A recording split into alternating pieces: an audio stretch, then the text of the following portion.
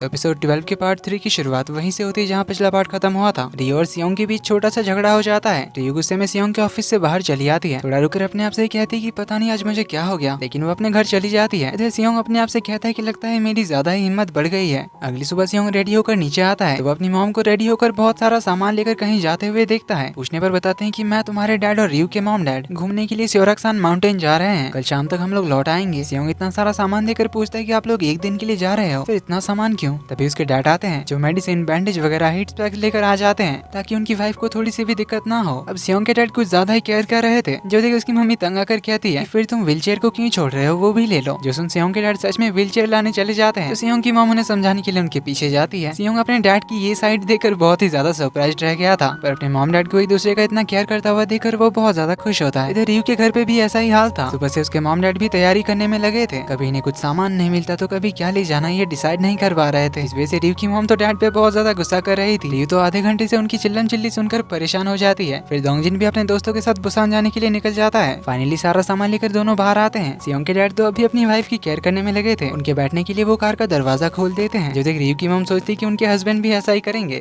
लेकिन वो तो अपने ही फिराक में थे। दूसरी साइड से वो कार में बैठ जाते हैं तो सब लोग माउंटेन की ओर निकल जाते हैं। जाने से पहले एक जगह रुकते हैं। अब यहाँ का पानी बहुत ठंडा था तो सियोंग के डैड जल्दी से अपना रुमाल लेकर आते हैं, पर रियो के डैड का तो कोई पता नहीं था। इधर उधर देखने पर रियो की मॉम उन्हें देखती है जो कि वॉलनट्स खा रहे थे। तो यहाँ से वो लोग घूमना शुरू करते हैं, जहाँ रियो की मॉम एक जगह फोटो खींचने के लिए कहती है। रियो के डैड तो ऊपर के एंगल से 2-3 फोटो खींच देते हैं, फिर खुद सेल्फी निकालने लगते हैं। लेकिन इधर सियोंग के डैड ने तो फुल कैमरा का सेटअप ले आए थे, तो जमीन में लेटकर वो हर एंगल से सियोंग की मॉम के फोटोज खींचने लग जाते हैं। जो देख रियो के मॉम डैड तो शॉक्ड होते हैं, क्योंकि उन्होंने मिस्टर चोई को कभी भी इतना एक्टिव नहीं देखा था। वो बहुत ही सीरियस पर्सन थे। अब सियोंग के डैड ने बहुत ही अच्छी फोटोज निकाली थी, वहीं रियो के डैड के फोटोज इन्हें अच्छे नहीं लगते। तो रियो की मॉम सियोंग के डैड से ही फोटोज खींचने के लिए कहती है। रियो का मूड ऑफ था क्योंकि सियोंग ने उसे अभी तक एक कॉल तक नहीं किया था। वो मोइम को अपने फोन पे कॉल करने के लिए कहती है, कहती है कि मेरा फोन तो सही चल रहा है। तो सियोंग भी रियो को कॉल करने का सोच ही रहा था, पर उसे लगा कि शायद वो अभी उससे नाराज होगी, इसलिए कॉल नहीं करता। अभी दानो उससे मिलने आता है, जो उसे बताता है कि मैं डिफरेंट काम के एक्सपीरियंस पे आर्टिकल्स लिख रहा हूँ और मैं अगला आर्टिकल कंस्ट्रक्शन वर्कर्स के लाइफ पे लिखना चाहता हूँ। इसमें मुझे तुम्हारी थोड़ी हेल्प चाहिए, तुम्हारी कंस्ट्रक्शन साइट्स के वर्कर्स का इंटरव्यू लेने में। सियोंग कहता है मैं जरूर मदद करूंगा। तो दानो उसे थैंक्स कहता है। सियोंग कहता है थैंक्स की जरूरत नहीं है, तुमने भी मेरी बहुत मदद की है, पहले उन स्कैमर्स को पकड़ने में, फिर मेरे दोस्त के बारे में सुनकर अच्छा एडवाइस भी दिया था। जो सुन दानो पूछता है कि वैसे तुम्हारे दोस्त के लव स्टोरी का क्या हुआ, वो उस लड़की को अपने दिल की बात बता पाया? सियोंग कहता है हाँ, और हाल ही में उन्होंने डेटिंग करना भी शुरू किया। तो दानो उसे कांग्रेचुलेट करता है। दानो पूछता है फिर कैसी चल रही है डेटिंग? सियोंग कहता है डेटिंग बहुत मुश्किल है। इधर रियो मोइम को बताती है कल जो सब हुआ, तो उससे पूछती है कि वो मेरे सामने तेही की साइड कैसे ले सकता है। मोइम कहती है उसने कहाँ उसकी साइड ली? रियो कहती है फिर जब मैंने उससे पूछा कि जब वो तेही को डेट कर रहा था तब वो उसके साथ कैसा था, तब उसने जवाब देने से मना ही कर दिया और कहा कि वो मुझे बताना जरूरी नहीं समझता। मोइम पूछती है फिर तो उससे क्या जवाब सुनना चाहती थी? अगर वो तुझे बताता कि वो तेही को बहुत अच्छी तरह से ट्रीट करता था तो तू अपसेट हो जाती, और अगर वो कुछ बुरा कहता तो तू उसे बुरा समझती और कहती कि सियोंग पीठ पीछे अपनी एक्स की बुराई करता है। कहती मैं ऐसा नहीं करती। मोइम कहती फिर तो उसके पास्ट के बारे में क्यों पूछ रही है, इससे तेरा ही नुकसान हुआ ना। रियो कहती बात तो तूने सही कही है, पर इस बारे में सोचकर मुझे जेलस फील होता है। मोइम उस पे चिल्लाते हुए कहती है अब से मैं सियोंग का साइड लूंगी, क्योंकि उसने अपने बारे में ना सोचकर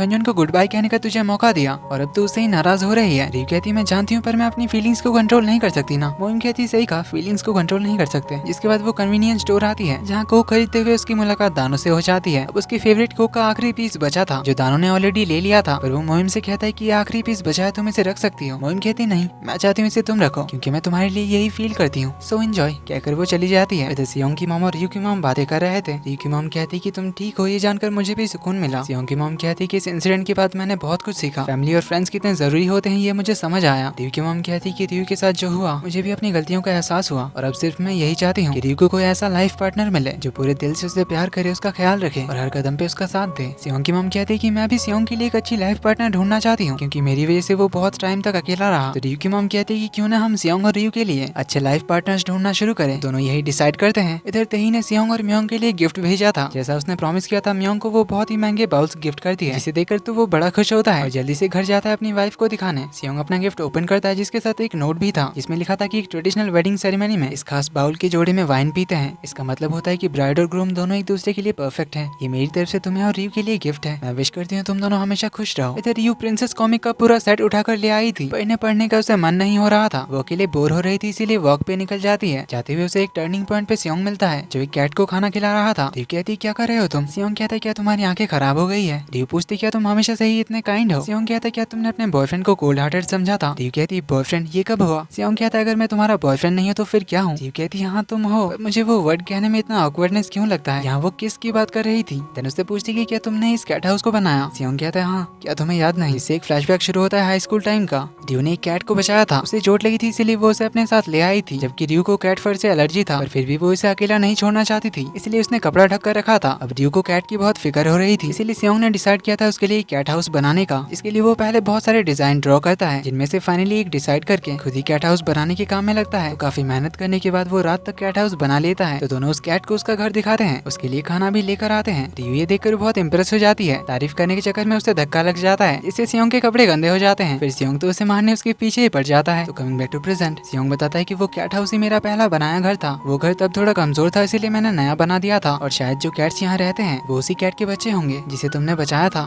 क्योंकि ये कैट्स दिखने में बिल्कुल वैसे ही हैं। रियू तो बहुत एक्साइटेड होकर उन्हें देखने जाना चाहती थी, पर सियोंग उसकी एलर्जी का याद दिलाता है। सियोंग कहता है कि पहली बार ये कैट हाउस बनाने के बाद मुझे बहुत ही अच्छा लगा था और तभी मैंने एक आर्किटेक्ट बनने का डिसाइड किया था। रियू कहती मतलब ये कैट तुम्हारा पहला क्लाइंट था? सियोंग कहता नहीं, वो तुम थी, मैंने तुम्हारे लिए इसे बनाया था क्योंकि कैट के बारे में सोचकर तुम बहुत परेशान थी, इसीलिए तुम्हें खुश करने के लिए मैंने इसे बनाया था। उसे रियू मन ही मन बहुत खुश होती है। तो दोनों के बीच फिर से थोड़ा ऑकवर्ड मोमेंट हो गया था, इसीलिए रियू उसे खाने के लिए बुलाती है। दोनों के ही घर में कोई नहीं था इसीलिए वो उसे अपने घर ले आती है। तो वो दोनों के लिए खाना बनाती है। तो खाना खाते टाइम वो उसे सॉरी कहती है कल रात बिना मतलब उससे गुस्सा करने के लिए। सियोंग भी उसे सॉरी कहता है थोड़ा रूडली बात करने के लिए। तो दोनों आपस में सब कुछ क्लियर कर लेते हैं, पर सियोंग कहता है कि तुम्हें जेलस देखकर मुझे अच्छा लगा था, ज्यादा नहीं पर थोड़ा सा अच्छा लगा था। जो रियू स्माइल करती है। सियोंग कहता है चलो अब से हम लोग फाइट नहीं करेंगे। हमारी उस छोटी सी बहस के बाद मुझे बिल्कुल भी अच्छा नहीं लग रहा था। पहली बार तुमसे झगड़ा करके बहुत अलग सा लग रहा था, काम में मन नहीं लग रहा था, फ्रस्ट्रेटेड फील कर रहा था। रियू कहती है डोंट वरी, ये नॉर्मल है। सियोंग कहता है पता नहीं पर तुम जब साथ होती हो मुझे एक अलग ही एहसास होता है। रियू कहती है जल्दी से खाना खाते हैं फिर हम तुम्हारी फेवरेट कॉमिक्स पढ़ेंगे। तो सियोंग बहुत ही नर्वसनेस के साथ उसके रूम में आता है। रियू कहती क्या हो रहा है तुम्हें, ऐसे क्यों देख रहे हो जैसे पहली बार मेरे रूम में आए हो। देन उसे उसके फेवरेट कॉमिक प्रिंसेस का पूरा सीरीज दिखाती है। सियोंग पूछते ये कौन सी कॉमिक है? रियू कहती क्या तुम भूल गए,